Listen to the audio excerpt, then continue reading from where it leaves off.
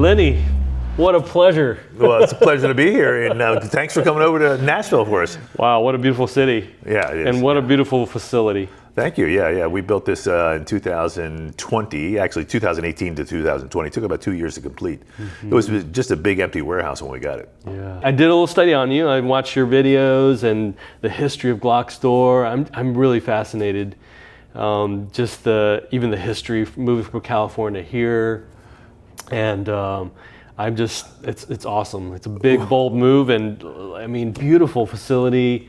Quentin gave us a quick tour of the facilities. Right. I've never seen a range like this. Yes. Well, when I was, getting into the gun business and was doing videos, I had a friend in San Diego who had a gun store, and he had an indoor range, typical lane range. And he would let me go in there early to do some shooting and do some videos and all that stuff. And one of the things that was really interesting is that, I would actually go into the range versus at the lanes, because I wanted to shoot in multiple directions and shoot at multiple targets and not just shoot down a lane, which is very, kind of not as dynamic and kind of boring after a while. Boring. Yeah. So after a while, he kind of, he was nice, and he really was. But I started to wear on him a little bit because I was just there a lot. I wanted, and finally he said, "Hey, we just can't do it." Wow. And so I developed in San Diego, literally a small little room. I mean, it was, probably 15 by 20, like a bedroom, okay? And I put some fans in and had some ventilation going out. And I was just using it for testing and doing some videos because we were starting to produce products. And one of the things that happened is, I was in there shooting, and people would be in this little retail store we had started in San Diego, and they would hear the shooting and say, "Hey, can we shoot?" So I thought, wow, okay, well, yeah. So I hired some instructors, and we started having people shoot, and it got to be pretty popular. And the fact was, it wasn't a lane, it was a room. And you can shoot in multiple directions. And we armored it up and all that stuff, and it was really cool. And people, even though it was small, people really turned on to the fact that they could shoot in a dynamic environment without having to shoot down a static target. They could go bang and bang, and more self-defense oriented. Yeah. And we had some guys come in and do some really high-speed stuff, and I was really impressed. So we moved that building, that was 15,000 square feet, into another building in San Diego, just probably 2 miles away or even less, I guess. And that was a 35,000 square foot building. And then we built 3 rooms. And we had a bigger room, and we had 2 rooms that were probably 30 by 30, and then we had probably a 30 by 40 room. And so it was fun, and we got a lot of traction there. I mean, people came in and they signed up and they trained, and they would always say, "Hey, once I've been here, I never really want to go back to a lane range, because it's so boring." And so we had a lot of traction there, and the range did really well. And then the business continued to grow, and all of a sudden we were to the point where in 2016, 2017, my wife had this premonition of we got to get out of California. And wow. She was right, she really was. So we started looking. We looked in Arizona. We looked in Nevada. We looked in Texas. She's from Georgia. We looked in Georgia, and for some reason, Nashville came up on the agenda. And I came out to Nashville, and I realized, well, this is a destination town. Yeah. And it is, and people come here just for Nashville, just to go to downtown and do all the music stuff and all that. And I decided that this would be the place. And so we looked around, and it was early. It was before COVID, and the party of real estate craziness hadn't started yet. Because at COVID, a lot of people started moving in. Yeah. So we bought this building in 2018. It's 75,000 square feet, and now we have 4 amazing shoot rooms, as you saw. Yeah. One of them is 40 yards long. Holy cow! And we do USPSA matches in there, and you can run and gun and do all kinds of fun stuff there. But again, the concept is it's a dynamic shooting environment that allows you to train in a real world environment. We've got Metro SWAT comes in here and does training and all that stuff. They turn the lights off. We set up rooms for them, and so they can go do room entry and all that. It's really awesome. They come in with their night vision gear and all that. I mean, the fact is we can do more in that room and train people more in that room in 1 hour than they do in an 8-hour session anywhere else. Wow. So we've had a lot of success with that training concept. And then, of course, you saw the manufacturing as well. Oh, that's just as impressive. Yeah. You brought it in-house, vertical, Yeah. integrated, and Yeah, it's just impressive. Yeah, and we always, that's really kind of what happened in San Diego. Same thing. We started making products, and we had some outside machine shops, and they couldn't keep up with us. Yes. Delays, control, quality, everything. Yeah, and it was like, we'd go down to pick up stuff, and it would half be done. And, we got busy with another job, which, hey, I understand, But at the end of the day, we wanted to control that destiny, and so we bought machines, and now we have, I think, 15 machines, and we're cranking them all the time and making stuff. So that was really after the move that you created the machine shops. Before in San Diego, you were. No, we actually did in San Diego. Yeah, Oh. it was early on. I bought one. It's really interesting because the machine shop that I used to go to, I became friends with one of the operators, and one day I said to him, "How much do these machines cost?" And he said, "Well, we can buy some used machines." And I go, "Well, okay, so let's do that." And he said, "Why don't you come work for me?" So that's how that worked. That's great. And so then we had 2 machines, and then we had 4 machines, and then we had 6 machines, and then we moved. I think at 6 or 8 machines we moved to here, and so now we have 13. Wow. I can't imagine the red tape and all the overheads in California because they make it as complicated and expensive as possible. Well, California is very punitive, Yeah. and that's really what people have to understand is, they look to fine you, they look to fee you, they try to make it difficult, Yes. And I don't know why. I mean, it's all about the money, to be honest, but many businesses are moving because it's very difficult to operate a business in California. Hostile. Yes, hostile. And punitive. They're really looking to nail you to the wall. You're the evil employer. In California, you have to pay. You as an employer have to pay your employees' cell phone bills. Because they may potentially look at their cell phone doing business and use it for business purposes. Or if you are not at home or not at work, you don't show up and you call, "Hey, are you coming in today?" Which is normal, right? Most people don't have a home phone anymore. Everybody's got a cell phone. Right. Well, now you, the evil employer, are using their cell phone to run your business. This is what that actually says it in the law, that you, the employer, are running your business off the cell phones of your employees. Wow. So you have to pay for it. It's crazy. So anyways, this is a whole Nashville, Tennessee is a much better environment. Much better. They actually paid us to come here. That's crazy. I saw California try to get you for moving out. Yeah. That's ridiculous. Yeah. Though I mean, the U.S. should be a free market. I mean, it's your choice. Why would they have any say? Yeah, it's crazy. So. I'm pretty sure Tesla did the same thing. They had to deal with all kinds of on a much larger scale, obviously. Retaliatory. But what's nice is that Tennessee, the people here are nice. The environment's nice. The weather, I love the weather. I mean, it rains. Water's free. Versus California. It gets cold every once in a while. It snows, like for 3 days. It snowed a couple of days, but it's been a good move for us. One of the big things we're doing here, though, which brings me to Osight, is the 10-day optics program. Awesome. Yeah, and so we are milling slides for Glock owners around the country. It's awesome. They send their slide to us. We mill it for the optic of their choice, and we push them to the Osight. Awesome. But we mill for the optic of their choice, and either if they have the optic already, they can send it and we'll install it, or they can buy an optic with the program. We install it and we send it back, and it's part of our 10-day optics program. You install it for them. Yeah. So that's one big thing is one that says customer service, customer centric, and secondly, it avoids customer mistakes. Yes. Sometimes they'll put in the wrong screw, metric, standard, different lengths, and break stuff, or they use the wrong torque, or don't use the torque lock, the thread locker. Right. But your service also saves you from. We were talking about earlier how there could be mistakes, because most users aren't mechanically inclined, More so now than ever, and but we feel that it's just the best way to do it. Like you said, you avoid a lot of those mistakes, but it also gives the people that confidence that it's done correctly. Yes. Because there's some anxiety involved in taking guns apart and putting them back together. Glocks are relatively simple, but there's always something that someone doesn't know, and that like I said, that anxiety level is evened out when we actually do that work for them. And we do it for no extra charge too. Wow. So you send the slide in, it's just part of the flat fee of the machine shop. Wow. Yeah. I mean, that's a huge service. And 10-day turnaround, that's impressive. Yeah, we've done about 40,000 slides so far. It's pretty crazy, isn't it? I'm trying to wrap my head around that number. That's crazy. It is crazy, yeah. And then we're also doing what we call our C-cut, which is a compensated cut for Glocks.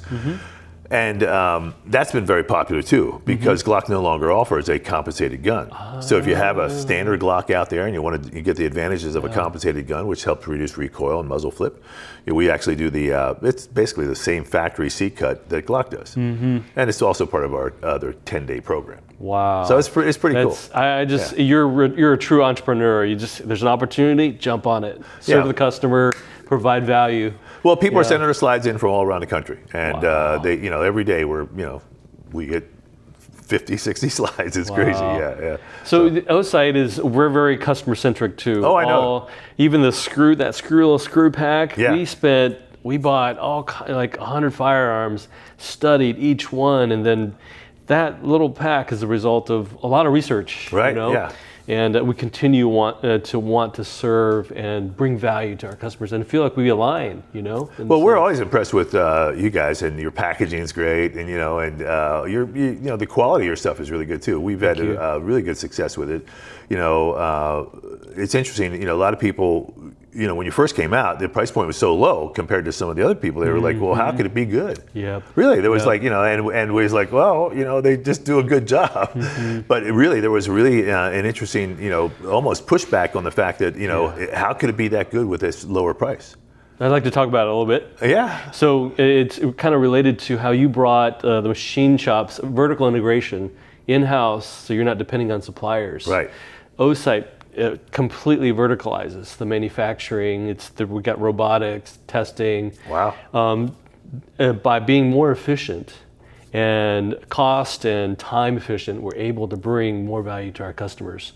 And we ran into that. People are like, "What? It's so cheap. Well, how can it compete on this level?" Right. Actually, what the question should be asked is like, why are those other ones so expensive when you can get this quality and new innovative features? And the features, really, that's like your charging hood is a great. You like that? Oh, that's amazing! Yeah, I was blown away by that. Because you can carry that with you as like it's like boom, it's like a spare battery, but better. Yeah. So that was really smart. Yeah. Especially in the days where some still have it, where you have to remove the dot to switch out the battery. It's just like Yeah. But to me, it's not just the rechargeable aspect. It's that you can put it on and check how much is left. Yeah, that's actually very cool. Yeah. It's like driving a car without a fuel gauge. Like, I'm going to run out of gas in the next mile or in the next 100 miles. I don't know.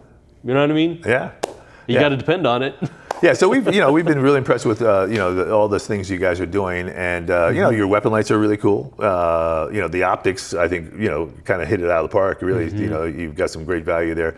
I like the fact, I think, which one is it, the Osight E or the smaller SE. one? SE, yeah, that fits onto the MOS plate, or MOS cutout without a plate, right? That's I like. plate. Yeah, I like that a lot. Yeah. So Osight actually doesn't have any lights. So I'll make a little clarification. Osight is a wholly independent company. From Olight. Oh. Even though I was with co-founder at Olight 17 years ago, Osight is only 1 year old. Okay, so I wasn't aware of that. I thought it was Olight, Osight by Olight. Well, last 2024, we came out with the first one, and that was Osight. Right. The model was called Osight. Yeah. Okay. Actually, NRA in 2024. Okay, yeah, but I think I saw you at the SHOT Show. We did. At that point, Olight is a distributor of Osight. Okay. So we have a whole completely new structure. We're based in Arizona. Okay. And anyway, we're part of the Olight group. Olight lives on multiple different companies. Sure. But we don't have a flashlight. Maybe one day we will. But we are hyper focused on the firearms industry. We just do the study, the R&D. Olight is general market. Okay, yeah. Flashlights. Oh, yeah. But they're everywhere. we are honed in on what the firearms customer needs. Okay. You know, but the branding and everything else is very similar, I guess. Yeah. It is. And that's kind of why I always thought that it was the same. You know? Yeah. No worries. Yeah. I just want to clarify. So January is when we launched the company. Okay. For the first time with the S and X. Okay. You know, and then since then we've had the SE, right, which is the S's little brother, right, and then the K and C came out, right, yeah, to compete with the the other the competitors, right. But yeah, so the SE is it's actually a truly a spherical lens. You know the difference between because there's the reflex. Standard one is 2 pieces of glass with glue in the middle. Okay. Like a windshield. Right. So the S and SE, the reason why they're so sharp is because it's a spherical lens. It's one monoblock glass. Okay. It costs about 4 times as much. Okay. And if you look at it, the dot is super crisp. Even it's red, Right. So who makes your glass? We do. We own the mold. We did the mold. Really? Yeah. Wow, that's fascinating. Yeah. And I've got some prototypes I'll show you at some point. Okay. And I want to get your reaction. It's not going to make the podcast, right? But maybe for the launch at SHOT Show. Okay, great. Yeah, that's pretty exciting. I'm trying to think whether we should. We'll get to that. We'll get to that. I got a couple things. Okay. All right. But you like Osight, our products? No, we've done really well with them. I think they're pretty strong. Like I said, they're very innovative. The charging hood, all that stuff is just phenomenal. And I wasn't aware about the glass, but I do remember and do know it was really crisp when I looked at it. Yeah. Yeah. So that's one of the cool things. When I first looked at it, I was like, what? How can it be? And the fully enclosed was huge. For concealed. Yeah. Well, I think that's catching on from across the board. Everybody seems to be going that direction. Yeah. It's interesting because I've been around this game for so long. Red dot optics, were used in the Bianchi Cup back in 1986 or something like that. But they were red dot optics. The transition from iron sight to red dot has been not so easy, mainly because first of all, cost. Right. And then secondly, I think a lot of longtime shooters, they just prefer the iron sights. Right. Well, that's interesting. You're right on the same exact thing. So in 1986, Riley Gilmore, was one of the first guys working with Tasco, I think, and they came out with this red dot optic type thing. And it was really interesting because he won, and people were going, well, he's cheating. He's using, there's a scope, but it's not really a scope. It's an optic, it's a different concept. And so the next year, more people came out with them, and the next year, more people came out. And then finally it became, a kind of a competition standard. All the top shooters are using optics. Yeah. And there's a reason, because it does make you faster. Yes. And it is more accurate. And once you get used to it, it's really, it's like, wow, I should have done this earlier. But what happened is, we saw that, in the 90s, throughout that, that 10-year period up to 2000, the red dot was really, really popular in competition. And the law enforcement guys, were starting to say, hey, but I'd like to use that, but my agency won't let me. Oh. So it's really interesting. There was this pushback from the bureaucrats, versus the actual, now, like I said, the agency wouldn't let them. In the law enforcement world, there's really 2 types of law enforcement officers. There are shooters, who really are into shooting and guns, and there are just guys who are cops, who they have a gun, and I'll go ahead and I'll qualify when I have to, but they're so the shooters are the guys who start saying, hey, I really want to use this because I use it in competition sometimes, but I can't put it on my duty gun. And so probably even maybe it took another 10 years, but all of a sudden at like 2010, 2015. There started to be some law enforcement acceptance. And then the special forces guys got into it as well. So we're seeing more and more Navy SEAL guys and other people who are getting into optics as well.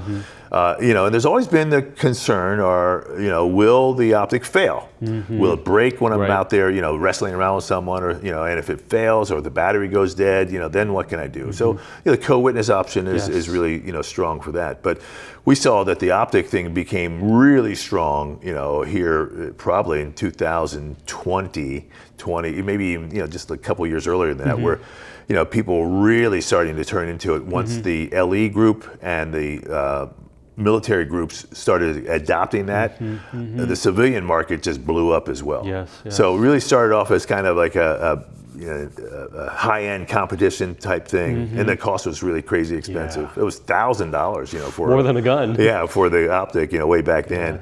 And then as soon as more and more competition people got it, and then you had your shooter cops who are in those competitions as well. So when we go to shoot a competition, if you've been over there to Arizona, out of 100 guys, 20 of them are probably law enforcement, any given Saturday, and those are your shooters, and those are the guys who start demanding from their either agency groups that, hey, I want to use an optic. It's going to make me better. And everybody would kind of look at it and go, well, yeah, but what if it fails? That was always the big thing. What if it fails? What would you do? Well, you have the backup iron sights and all that stuff. But I don't know that we've seen any or heard of any failures. I mean, I don't know, I guess you can beat this thing up and break it or break the glass, but that takes a lot of effort. I was watching your 26X video about how the finger, you just naturally aim. You don't even use iron sights if you need. In self-defense. Well, yeah, in most self-defense, distances, no one's right there. I mean, so you're really pointing and shooting, but that's a learned skill. So you want to practice that, and you want to be able to have an index point, and be able to bring that gun up into your face, and be able to, have the sights pre-aligned as you come up, so it's already there. But it is your thumbs and your fingers. I mean, anybody, watching this, you can take, where was I the other day? I was somewhere, and this little kid was pointing, and I thought to myself, look at that. He was like 3 years old. He was pointing there and pointing there, and I want that. I want that. And I'm looking at him. He's got good aim. He's got it right on, because everybody does. We really know where our finger is, and you can point, and like I said, if we put a laser on my finger, it'd just be boom. You don't have to aim or think about it. You don't have to be lined up. It'd be over there, and you'd be able to do it. So that red dot optic, though, is kind of the same thing. If you learn to present that into your line of sight, just bring that optic up into your line of sight, that's going to give you the ability to, no matter where you look, boom, you're able to shoot, and you can bring it up and go bang. You don't have to think there and line up the sights. See, that's where people don't understand how valuable that red dot or the dot optic reticle concept is that you don't have to line anything up. Just get it up there and go. It comes down to training. That's all. Well, you got to no matter what, you got to train. But the people who are brand new shooters, I find, are easier to work with an optic than the guys who've been shooting for 20 years with iron sights. Because they don't want to change. Well, I see what they always do, and even myself, or anybody who's used to it, is you end up presenting the gun, and it's like, oh, I don't see the dot. Well, remember, the dot's a little higher than the sights, so you got to tilt down just a little bit, and it's just a tiny little motion that all of a sudden they go, oh, there it is. So then you have to learn to present with that down. Just because you're shooting downhill just a little. I mean, you can exaggerate it, but you're shooting downhill just a little bit. But once they get that, and you've practiced, man, people come back and they say, "Wow, I'm so much faster, so much better, so much easier." And then, like I said, if you've never really shot a lot, these young kids who are video game people, oh man, who are used to red dots, they have advantage. It's like, oh, well, of course it's a red dot. What else is there? So they they're all dialed into it. So what's the future with the company? Are you looking to franchise and build out more? Or are you just kind of we're growing the online presence and growing the number of things we sell. We're bringing in more and more products. We're kind of trying to position ourselves as that one-stop shop for your Glock and Glock services. Separate locations and all that is a whole nother animal. That's something we've thought about. I've certainly had that on my idea list for many, many years. But being able to execute that and do it well is challenging. I mean, just to be able to manage from afar. Or have the type of management you can rely upon. I mean, again, you have a license and you have a lot of liability and a lot of So it's one of those things where we'd love to do. I have people who want us to open Glockstore in Dallas and Glockstore in Miami and Glockstore. Franchise it. It's on them. I know, but then you have there's some issues other too. Things, but we're looking at everything right now. Like I said, business is great. We're just kicking butt, and we're don't mess with that. We're just going to do what we can do, and my sons are both involved, and they're helping out and riding the thing, and So and driving we're to the next level of growth. So we have our retail store does pretty good actually here relative to what we did in California. And we get a lot of people from all around the country who are It's a destination. I just met someone from Louisiana, the sheriff. He's like, I came up here just to check out the store. We get it all the time, but a lot of people come in from the airport. They come in here and then go to the town, or on the way out they'll stop in. So we get a lot of that. So we do get a lot of people from all around the country, and some people come just for this, which is really amazing. Always, super, just like wow, okay. So they take pictures, and we have a lot of fun and all that. But those point of purchase stuff, it actually makes the store more fun because you have something to do. Yes. So we always want to have an experience, and the more stuff they can put their hands on, I think it's actually a really good idea. Like you said, Nash Vegas. Yes, Nash Vegas is it's happening. People come from around the world, really around the world to come see here. So are you ever out in Phoenix area? We have friends out in Scottsdale, and so we get out there once in a while. If you ever come by, we're right there at Chandler. I will. Thank you. Yeah. Pleasure. Yeah, thanks for coming in, and let's pursue these two items. But that backward sight is, I think, something strong. We have to work on that word. Backward is a little. I know. We'll say something else. It's going to be more creative. It'll be like a custom, made for Glock type thing. Yeah, made for the MOS. Yeah. All right, thank you. Thank you. All right, man. Good to see you again, and I'll get quick.